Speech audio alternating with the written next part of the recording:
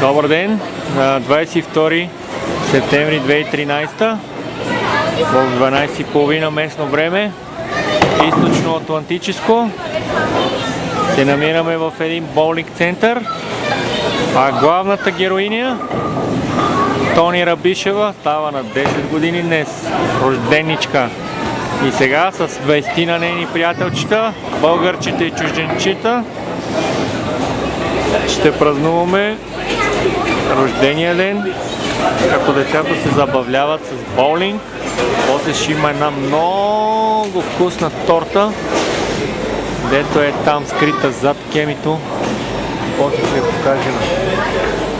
Боулинг иначе е огромен, има 34-5 писти и децата могат да си играят колкото си искат. Ето, в момента на 8-ма писта играят Николет, Калян, Мартин, Боян и не го видяхме кой е последния. Сега ще изчакаме. И Алекс. А тук пък са Кристина, Тони, Ванеса, Райан и Стефани.